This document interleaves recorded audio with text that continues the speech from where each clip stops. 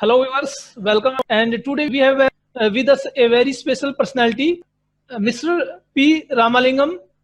He is basically a physicist, but he is very interested in geosciences and vast experience in this field. So we welcome you, sir, on our YouTube channel. Thank you. Thank you for allowing me to join in. And I'm happy to be as a guest in this group.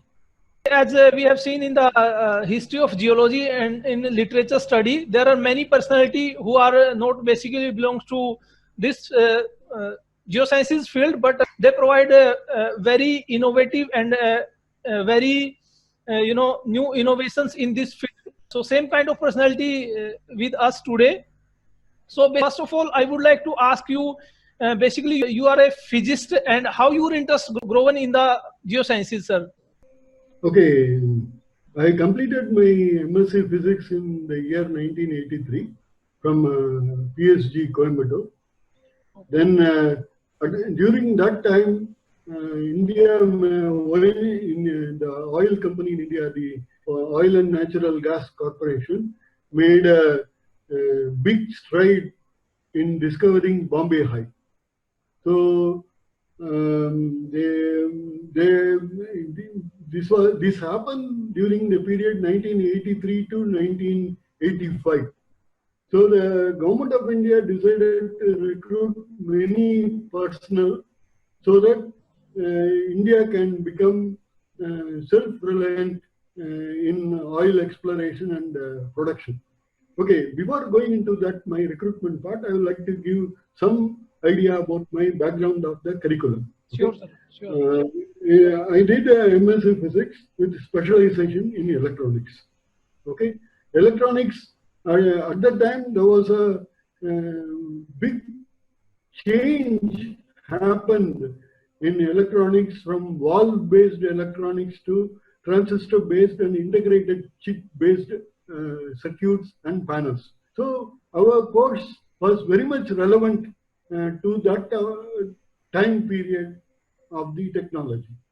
So now coming back to the ONGC recruitment, there was an advertisement during 1984, June, and in July there was an entrance test, and I cleared that, and I was called for interview for geophysics Wells group during the month of November, and I got the intimation of success in selection during January 1985. So I joined my job as a geophysicist Wells at Calcutta in the year 1985. Okay, initially I was an instrumentation operator. Okay, in the geology discipline has eyes and ears in the form of physicist, chemist, and biologist. Okay, the physicist, physical theory and physical example like nuclear physics is giving, is helping the geologist in understanding about the rock and the time duration based on the isotope and the porosity of the rock and all these things. So we have devices working on physics principle full with high-tech electronics, and that is acquiring data either from the surface or from the bottom hole. So the instrument operators for acquiring data for geophysical, that is called geophysical investigation. So there is two type of category in ONGC as far as ONGC is concerned. One is called geophysics surface, or they are also known as seismic field parties. And another is called geophysics wells. They are known as logging party. Okay, we acquire the data from a drilled well. After a well is drilled, we acquire the data. But the seismic party, before drilling a well from the surface, they get the geophysical information, construct the seismic arrival, and then interpret the data for locating the well. So the geophysicists play a very key role in helping the geologist in unearthing the mineral and the resources from underground, buried underground. So this is how I started my career in geosciences. Okay, sir. Now, you have vast experience in geosciences. So please tell us, our viewers, about your professional journey, because it is a huge experience, and so that the young professionals as well as students can get an idea about how to move forward in this field. Okay, the geophysical party acquires the data, right? That data is processed and then interpreted for geological information, for further field development, and for reserve estimation.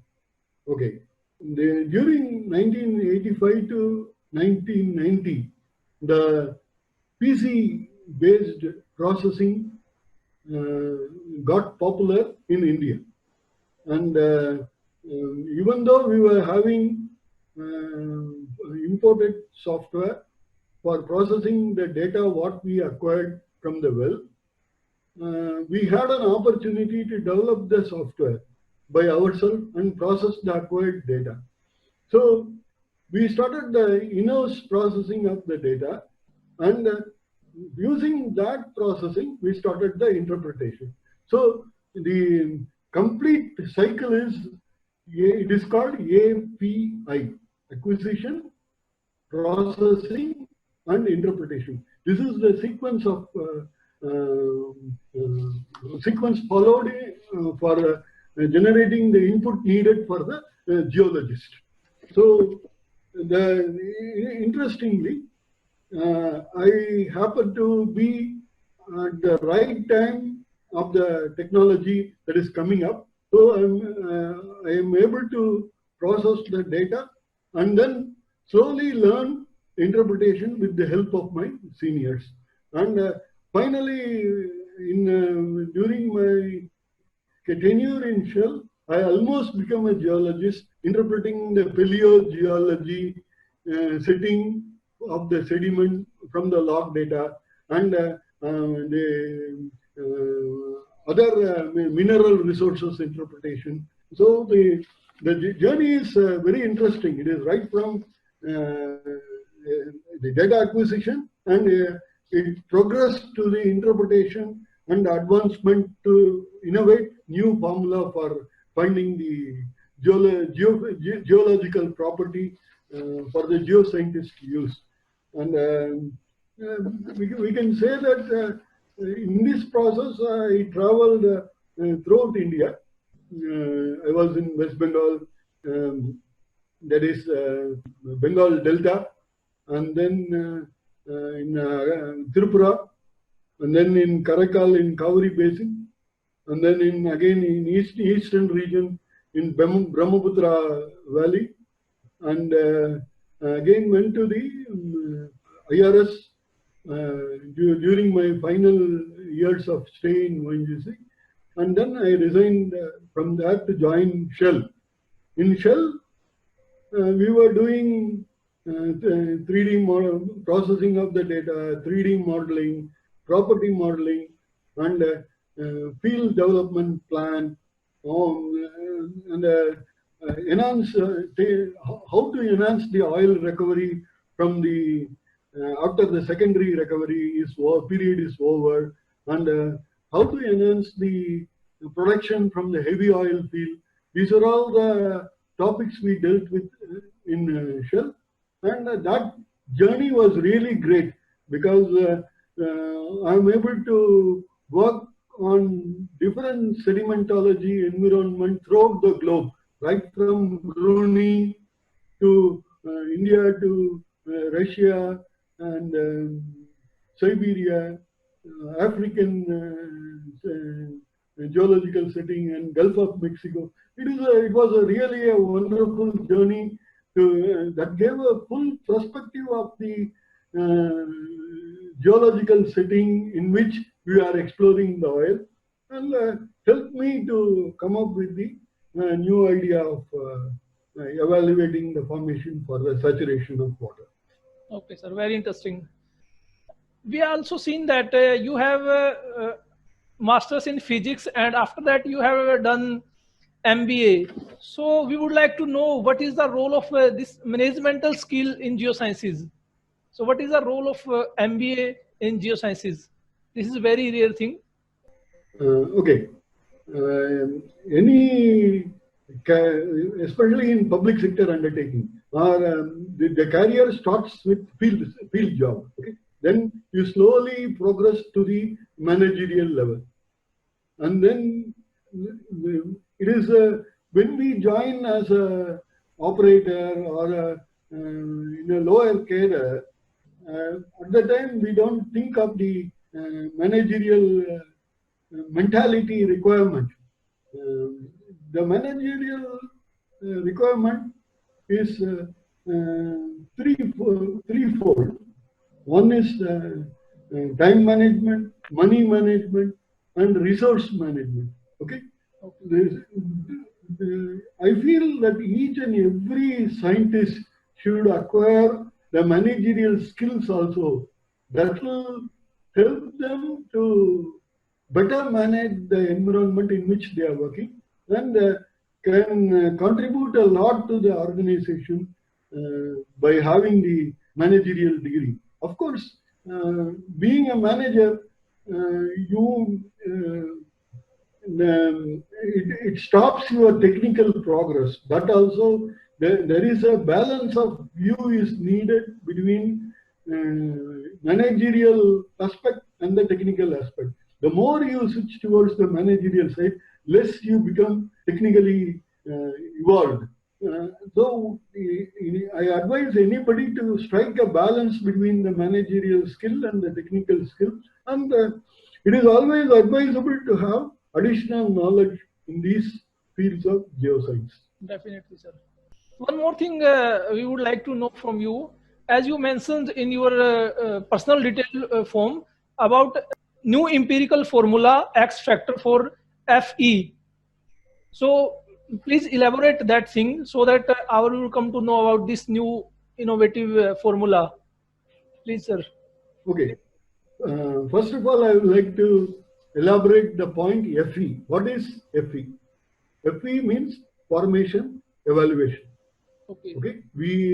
The geophysical data acquired from the well is of many types. There are resistivity logs, there are porosity logs, there are density logs, there are acoustic logs, and then the gamma ray log. Like that, the many type of data acquired from a drilled well. Now, using that data, what the geologists need for estimating the reserve or STOIP in place oil is the porosity and the water saturation. So a very old Shell scientist, his name is called Archie. He developed a formula based on the resistivity, porosity, and saturation. This is totally based on the laboratory experiment conducted on the core taken from the oil well while drilling. So his formula uses three constant and one more variable, that is the fluid property. The three constants are A, M, N, and the fourth one is RW. M is the cementation exponent, N is the saturation exponent, A is the cementation constant, torosity it is called, and then the RW is the formation water resistivity. Without these four parameters, you cannot estimate the saturation. Even though you may be having porosity, but these four parameters are a must to evaluate the saturation. Now the problem is on the taking a core and then studying it in the lab to arrive at this AMN parameter is sometimes costly and also time consuming. So it takes nearly 6 months to come up with a core study report. And so always the oil companies, some of the small and marginal oil companies tend to use a fixed value of these AMN parameter and RW according to the geological environment in that well. But the problem is the uncertainty of estimating saturation becomes large. So so I thought of a method which in field, in a very quick time, we can get the result of the saturation of the water from the rock from the log data. So here is where I introduced a new concept. This formula. My formula uses gamma ray, total porosity, and the true resistivity. I am introducing a concept that the gamma ray, which is emitted by the potassium or thorium or uranium, is having enough energy to produce pair of electrons. To produce a pair of electrons, you need 1.02 MeV energy only. But the potassium, thorium, and uranium are emitting gamma ray radiation higher than 1.5 MeV. So there is a statistical probability, and it is a short-lived probability that the hydrogen molecules surrounding the pore space can get ionized or can produce pair at the time of recording the resistivity law. So there is a possibility of extra conductivity due to the pair production. So that is why I am introducing the term gamma ray in API measurement multiplied by the porosity in fraction. So that takes care of the probable pair production conductivity.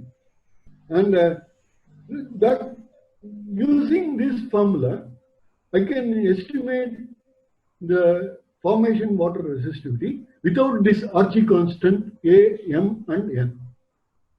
Similarly, without this Archie constant, I can estimate the saturation also. So this opened up a new window. Why and how it is useful, I can explain you. So for Archie method or any other laboratory method, it is having a range in which it is valid.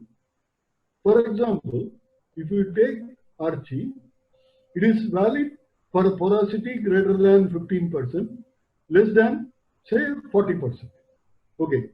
During 2010 to 15, there was a development in United States of America. The unconventional oil production, gas production started. That triggered a new methodology of exploitation of the hydrocarbon. What is unconventional? When the shale is deposited, along with that, the organic matter and organic content is also deposited and buried.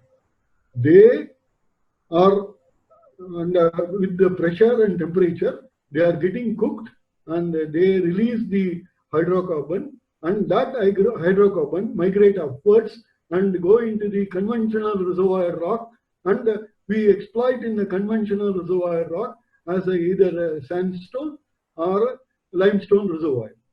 But in unconventional, before the migration happens, we straight away identify that high concentration of organic content in the shale and fracture the shale. And once you fracture the shale, it starts liberating the gas and or light hydrocarbon. So here the question of conventional reservoir, conventional wisdom is gone. Now we are in a new domain. So in this new domain, you don't your Archie formula, your any other laboratory function fails. This is where my invention of new formula came into the picture. This formula can pinpoint the high concentration of TOC in the shale, and we can precisely fracture the shale and produce from the unconventional without much ado. So this is where this success of the formula lies.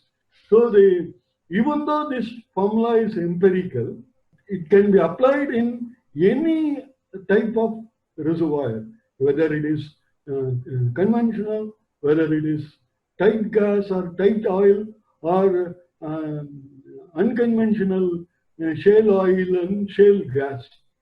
So this success of formula lies, and it is really tested throughout the globe, and we got the result. In fact, I applied this in one well in one field in Brunei, one in Nigeria, one in Oman, where the sedimentary environment changes. So everywhere this is holding good, and it is giving good result. So this proves that this formula is working, and it will be a good tool for the future geophysicist and geologist for finding more unconventional mineral or hydrocarbon resources. Okay, sir, very interesting. Now, I would like to ask what message you would like to give to the students, aspirants, and young professionals on which skills they should focus so that they can grow their career in this field, geosciences, or particularly in oil industry. So what are the important skills they have to focus, they need to improve so that they can progress in this field? Please, sir. Okay, geology as a whole needs support from technology. The technology is evolving very fast. As I told you in the beginning of the discussion, we were having a big radio set with valve. That radio set is now thumbnail size.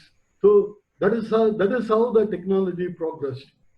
So similarly, the geoscience discipline is going to progress with technology.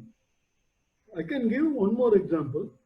Today, we talk of smart oil field, where sitting in one control room, we are monitoring the progress of the depletion of the hydrocarbon from a particular reservoir.